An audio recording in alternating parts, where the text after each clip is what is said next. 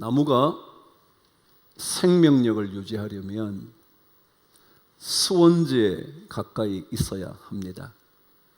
수원지라는 의미는 어떤 곳이든지 땅속 깊은 곳에 수분이 있는 그곳을 수원지라 말할 수 있을 겁니다. 그래서 만일 그 수원지가 아닌 곳에 심겨진 나무들은 무성하지가 않습니다. 아무리 세월이 지나도 그 나무는 성장을 제대로 하지 못할 뿐만 아니라 언제나 메말라 있는 나무이죠. 그래서 점점 더 깊이 수원지로 뿌리를 내려 수분을 공급받을 때 그 나무는 무성해집니다. 그렇게 본다면 무성한 나무 같은 인생이 되려면 어쨌거나 생명의 근원지에 붙어 있어야 합니다. 그것을 우리는 영적인 물가, 바로 예수 그리스도 하나님 그분께 깊이 뿌리 내려야 한다. 그것을 우리는 물가라 설명을 했습니다. 왜냐하면 세상 어떤 것으로도 우리는 진정한 생명선을, 생명수를 생명의 근원에 닿기가 어렵기 때문입니다. 여러분, 우리 심장은요, 한 번씩 뛸 때마다 피가 뿜어져 나갑니다. 그 혈액이 우리 몸을 돌기 시작합니다. 그 피 전부가 한번 우리 몸을 돌려면 1분 정도 걸립니다. 근데 1분 걸리면 그때 심장 박동이 보통 우리 60번, 70번 하겠죠? 그때 하면 그 가는 거리가 10만 킬로입니다. 왜냐하면 모든 혈관을 연결하면 10만 킬로거든요. 그러니까 이 10만 킬로를 다 가는 겁니다. 신비롭지 않으신가요? 심장이 뛸 때마다 한 번 뛰면요 1000몇백 킬로를 혈액이 가는 겁니다. 그리고는 1분이 뛰고 나면 10만 킬로를 다 돌아서 우리의 몸이 썩지 않은 채 이렇게 있는 겁니다. 제가 하고 싶은 말은요, 하나님께서 우리에게 심장을 뛰게 하면 1분 만에 10만 킬로의 거리를 혈액이 뿜어져 나가는 거예요. 사람이 하는 거 아니에요. 물론 병든 자들과는 다른 얘기지만 우리 정상적이라면 자연스럽게 이 몸이 뛰기 시작을 하는 겁니다. 누가 뛰게 하지 않아도 뛰는 겁니다. 그러면 그 못의 혈관 구석구석까지 피가 공급이 돼요. 산소가 공급이 돼요. 우리의 몸에 괴사가 없이 이렇게 건강하게 사는 겁니다. 신앙의 삶은 뭘 경험하는 거냐면 우리가 아무리 해도 우리 생명을 유지하는 것이 아니라 수원지에 심겨져 있어야만 한다라는 겁니다. 그럼 제가 새벽기도를 하면서 여러분에게 정신 건강을 측정하는 이야기를 들려드렸습니다. 그 정신 건강에 가장 상태가 좋지 않을 때 우리는 우울증이라 그렇게 말합니다. 심리학자들이 연구한 결론이죠. 가장 상태가 좋지 않을 때 우울하다는 겁니다. 근데 이 우울할 때의 감정 중에 가장 중요한 감정이 뭐냐면 무기력. 아무것도 안 하고 싶은 겁니다. 누가 뭐라 그래도 마음이 하나도 내키지 않는 겁니다. 아니, 내켜도 하려고 하면 힘이 없는 겁니다. 그게 무기력한 상태에 있을 때 우리는 가장 좋지 않은 정신 상태, 우울증, 디프레션이라고 그런다는 거예요. 근데 가장 정신이 건강할 때를 우리는 번영이라 그런답니다. 영어로는 flourishing, 뭐가 번창하는 겁니다. flourishing, 이 단계는요 감정이 있는데 그 중에 하나가 뭐냐면 내적인 기쁨이라고 말씀을 드렸습니다. 심리학자들이요, 어떤 삶이 가장 정신적으로 건강하느냐면 내적인 기쁨이 있을 때, 밖에서 오는 기쁨이 아니라 뭐라고요? 안에서 기쁨이 있을 때. 주님 말씀하셨잖아요. 내가 주는 물을 마시는 자는 시작 그 속에서 영생하도록 솟아나는 샘물이 된다. 안에서 솟아나야 돼요. 밖에서 오는 것은요 얼마 못 가. 제가 그랬잖아요. 밖에서 심장을 계속 뛰게 누른다고 한다고 이것이 60년 가냐면 70년 못 간다는 거예요. 그런데 그 정신 건강한 사람의 특징 중에 내적 기쁨이라 그랬는데 또 하나가 뭐냐 하면 강한 목적의식이랍니다. 강한 목적의식. 그러면 내가 이거 꼭 이뤄봐야지. 내가 원래는 더 이렇게 해봐야지. 새해가 됐으니까 나는 한번 이걸 목표로 삼아봐야지. 이런 목적의식이 굉장히 중요하다는 거예요. 그래서 이 목적의식이 분명한 사람일수록 건강하대. 성도들은요 목적의식이 있어요. 그게 뭐냐면 여러분이 오늘 2절 읽었어요. 복 있는 사람은 어떤 사람이냐면 여호와의 율법을 즐거워하여 그의 율법을 주야로 묵상하는 자로다 그랬어요. 여러분 즐거워한다는 게 뭐예요? 기쁨이잖아요. 아까 정신이 건강한 사람은 어떤 사람이에요? 내적인 기쁨. 그러니까 즐거움이 있다는 거예요. 하나님의 말씀을 그래 나 이 말씀 따라서 살아봐야지. 더더욱이 제가 여러분에게 즐거워한다라는 단어의 뜻이 뭐냐 하면 그 무엇을 자신의 삶의 캐릭터는 뭐냐면 영어로 하면 성품 아니에요? 캐릭터, 인격이요.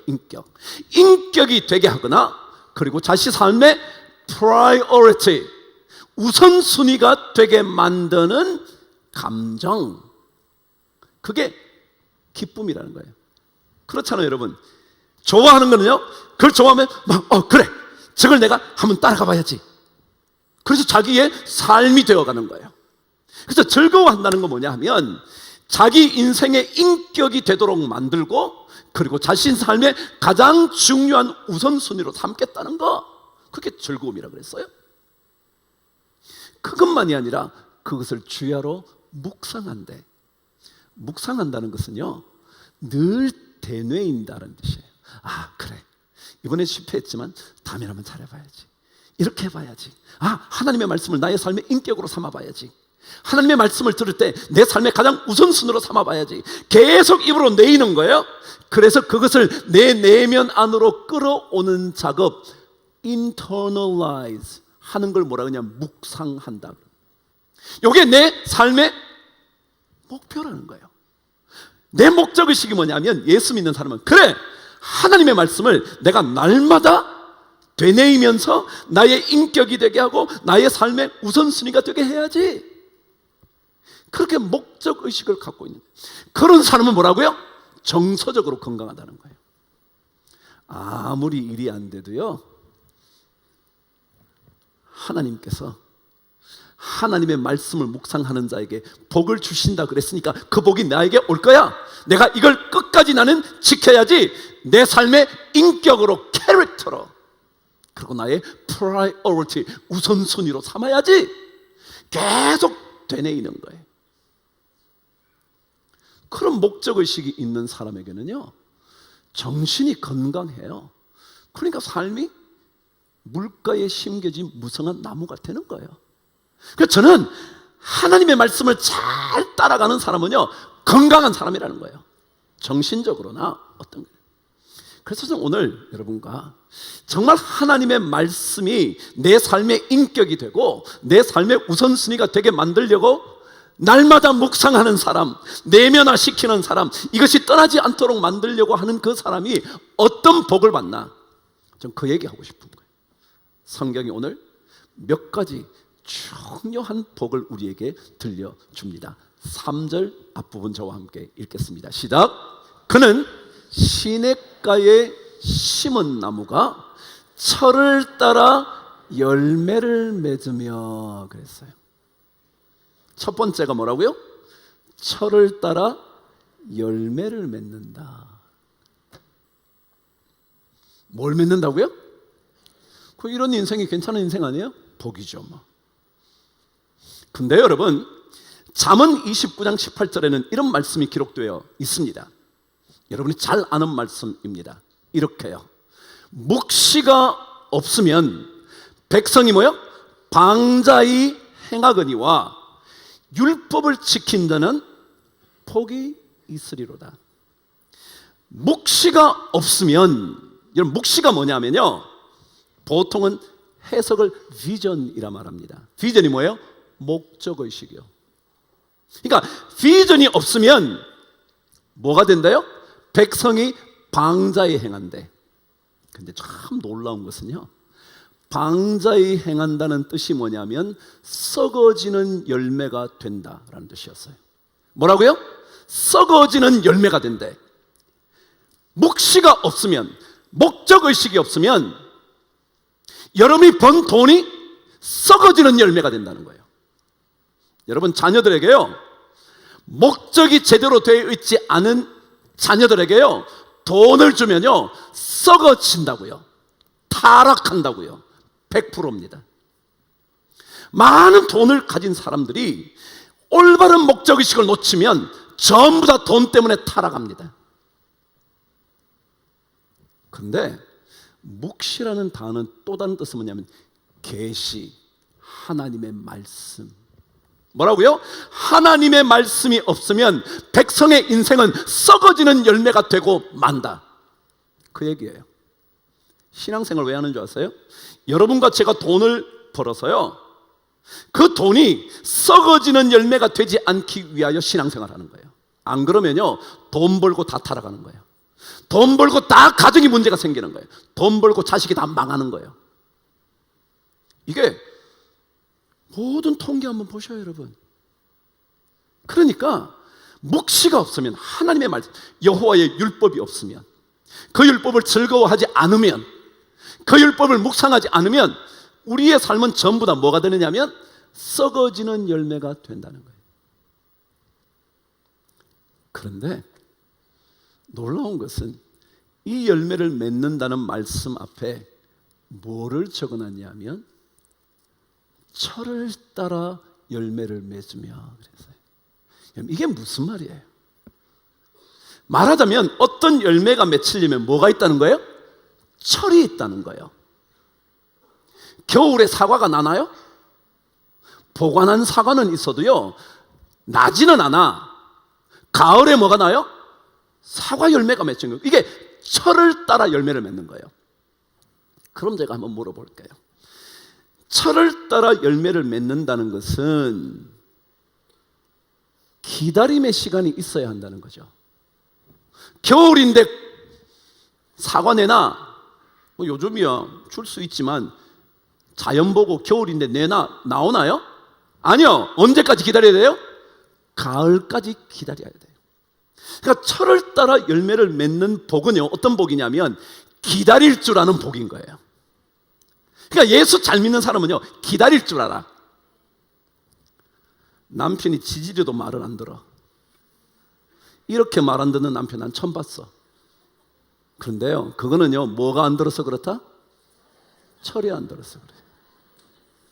철이 안 들어서 그래. 철만 들면요 남편에게 잔소리 안 해도 다 알아서 해. 철이 주로 언제 드냐? 손이 떨리면 들어. 그때 되면 철이 드는 거예요. 근데 그때는요 부인이 아무 말 안 해도 알아서 지가 다 해. 옷도 벗어서 갤 줄도 알고. 여러분 자식도 똑같아요. 자식 여러분 어떻게 키운다고요? 철들 때까지 기다리면 커. 근데 우리는 급하거든요.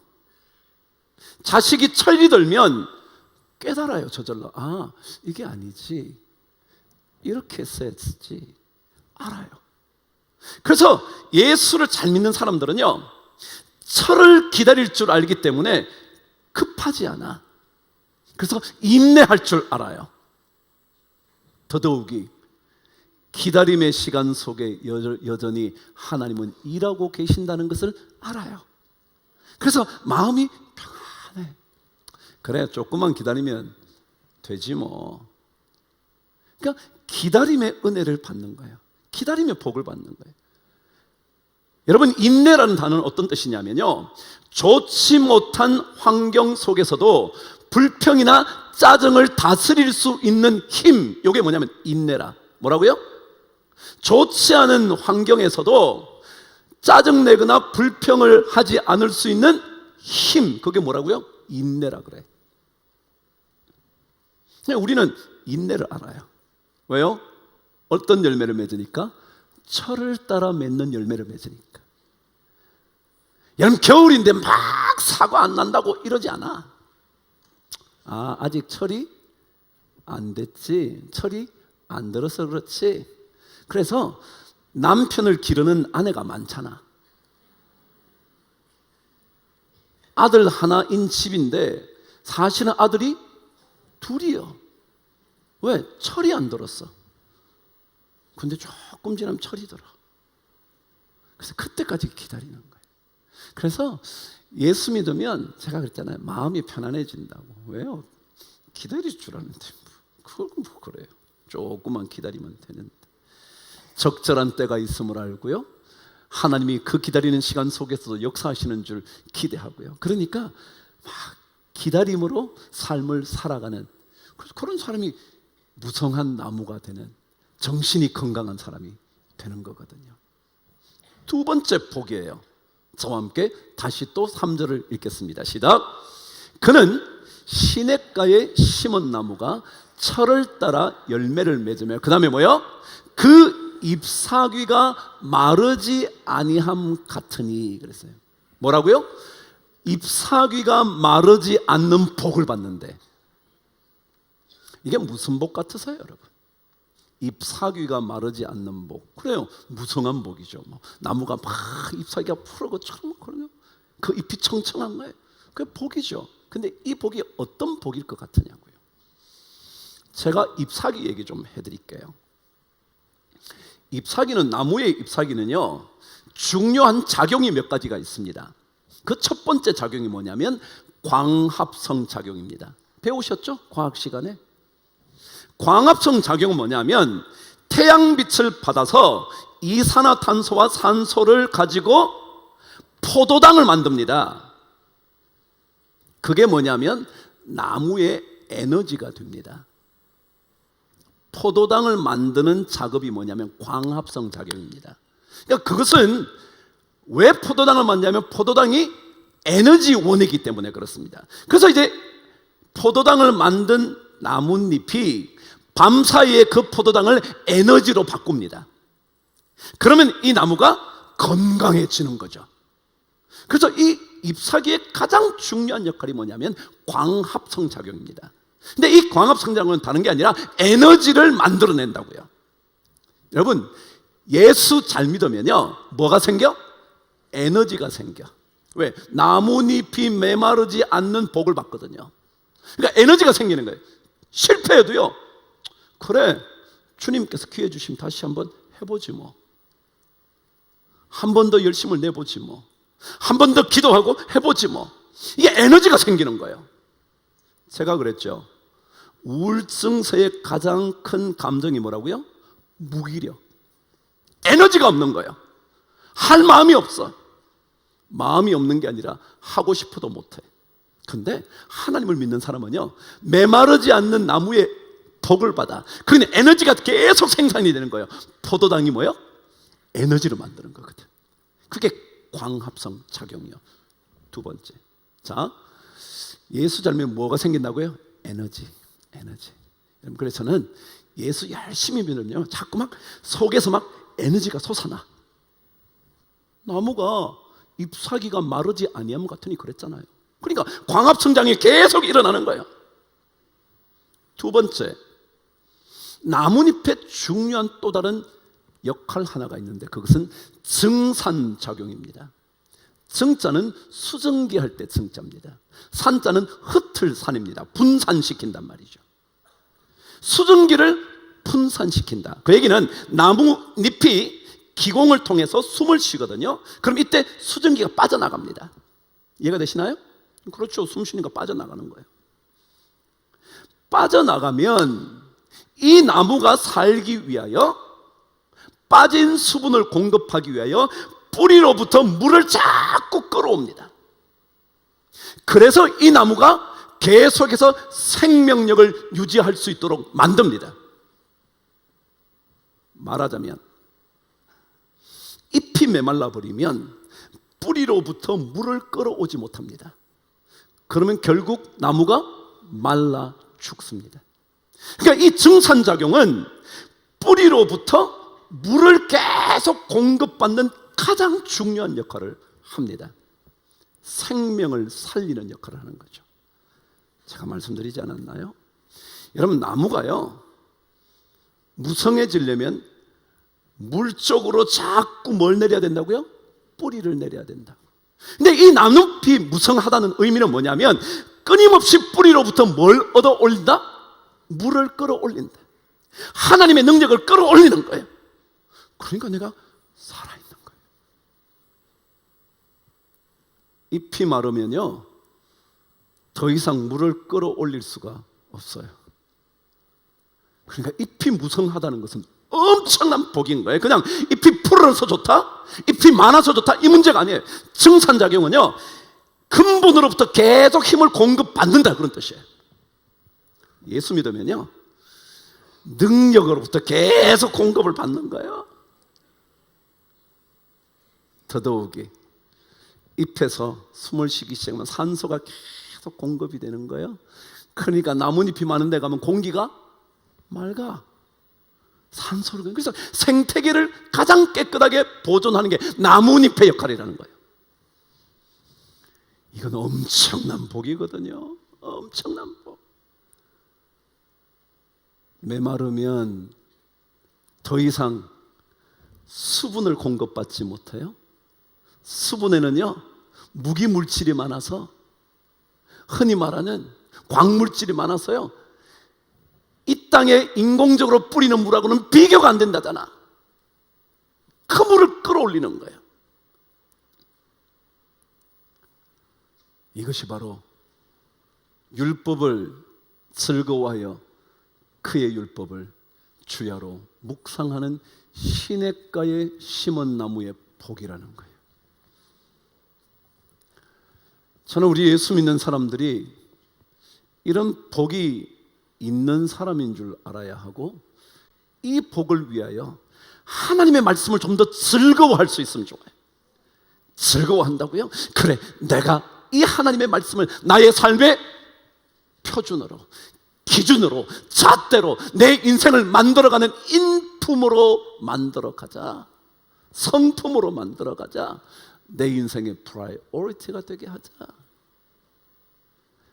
저와 여러분 2025년 살아야 되잖아요.